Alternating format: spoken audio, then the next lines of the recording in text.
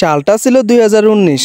এলাকার কিছু বড় ভাইদেরকে দেখতাম প্রত্যেকটা দিন মোবাইলে কি জানি করে, তাও আবার কিন্তু একজন না, 4 জন একসাথে মিলে। ভাই বিশ্বাস করেন, কোনো একটা দিন বাদ নাই যে তাদের 4 জন রে আমি একসাথে এক জায়গা দেখিনি। তারা 4 জন একসাথে বসে একজন আরেকজনকে বলে ওইটার ফিনিশ দে, ওইটার ফিনিশ দে, আমাকে রিভাইভ দে, আমি মরে গেছি, আমাকে রিভাইভ দে। তখন আমার জানতে ইচ্ছে করলো যে তারা এমন কি করে যে প্রত্যেকটা দিন একই টাইমে 4 জন একই সাথে। তারপর আমার বড় ভাইদেরকে একদিন বললাম যে ভাই প্রত্যেকটা দিন আপনারা মোবাইলে এমন কি করেন। তারপর তারা আমাকে বলেছিল তুই কি কোনো গেম খেলোস? আমি কি না ভাই, আমি তো কোনো গেম খেলি না। কয় আমাদের সাথে খেলবি? আমি কি ভাই আপনারা কি গেম খেলেন? আপনাদের সাথে খেলতাম। তখন তারা বলেছিল তুই যা এখন বাড়ি যা, বাড়ি যা একটা গেম নাম, আমি তোদের নাম বলে দিই। ওকে হ্যাঁ নাম বলেন।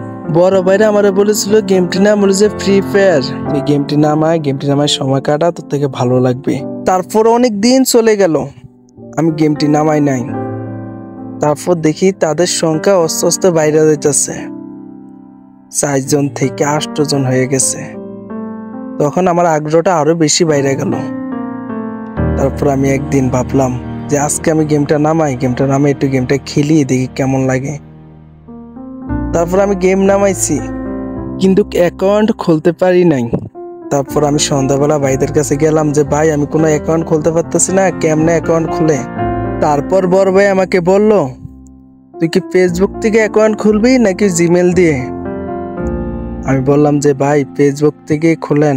তারপর বড় ভাই আমাকে আইডি খুলে দিল, কিন্তু গেম কিভাবে খেলে আমি কোনো কিছুই জানতাম না। বড় ভাই আমাকে তার সেটিং করে দিল, সব কিছু ওর মতন করে দিল। তারপর আমি আস্তে আস্তে গেম খেলাটা শুরু করলাম। কিন্তু ভাই বিশ্বাস করেন, প্রথম আমি যার গ্রুপে যাইতাম সে আমার কিক মারত। তারপর আমার থেকে কেমন যাই লাগা শুরু করলো যে তারা আমাকে কেন কিক মারে, আমি তো কোনো কিছু বুঝতেছি না। তারপরে একদিন আমার বড় ভাইকে বললাম যে ভাই আমি যার গ্রুপে যাই সে আমার কিক মারে, আমি তো এগুলো কোনো কিছুই বুঝতেছি না।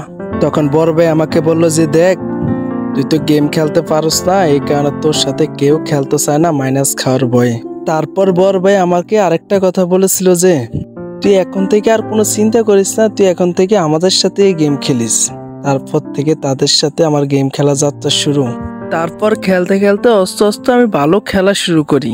কিন্তু কষ্টের ব্যাপার হলো আমি যখন থেকে ভালো খেলা শুরু করি তারপর থেকে তারা আস্তে আস্তে সবাই ফ্রি ফায়ার থেকে চলে যাইতেছে।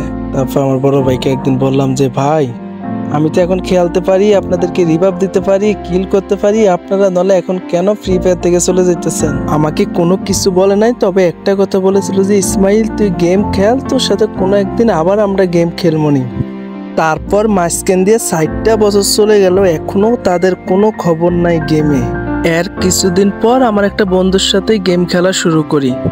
এরপর থেকে এলাকার মুরব্বীরা বলা শুরু করলো এই দুটা ছেলে খারাপ হয়ে যাইতেছে গেম খেললা। কিন্তু তাদেরকে কি করে বুঝাবো আমরা খারাপ হইতেছি না? আমরা শুধু এই গেমটা খেলি, আমরা কোনো মেয়ের পিছনে ঘুরি না, আমরা কোনো মেয়েকে ডিস্টার্ব করি না। কিন্তু আপনার ছেলেরা যে মেয়েদেরকে নিয়ে ঘুরে, মেয়েদেরকে যে ইফটিজিং করে, ওইটা কি কোনো সমস্যা না? যখন আপনার ছেলেরা মেয়েদেরকে ইফটিজিং করে তখন আপনাদের চোখ কই থাকে, আপনাদের মুখ কই থাকে, এটা আমার জানার খুব ইচ্ছা। কই এখন তো আপনার ছেলেকে শাসন করতেছেন না, আপনার ছেলেকে তো কোনো কিছু বলতেছেন না। ওই যে একটা ভয়, ছেলে যদি উল্টা আমাকে কিছু বলে, উল্টা যদি সবার সামনে আমাকে গালি দেয়, তখন কি আর এই মান সম্মান কি থাকবো?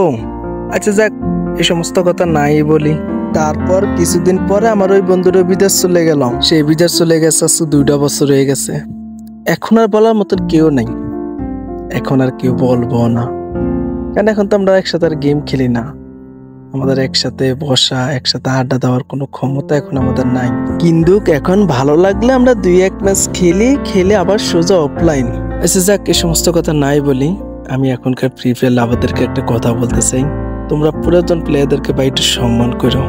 গ্রুপে নিয়ে গালি দিও না, হিরোকে নাই, মাস্টার নাই, এই কারণে তারা কিন্তু অনেক ভালো গেম প্লে করে। এখনো চাইলে তোমার মতন 4টা প্লেয়ারও একা মারতে পারে। এতটুকুই বলি ভাই, পুরান প্লেয়ারদেরকে একটু সম্মান করো আর সবাই ভালো থেকো।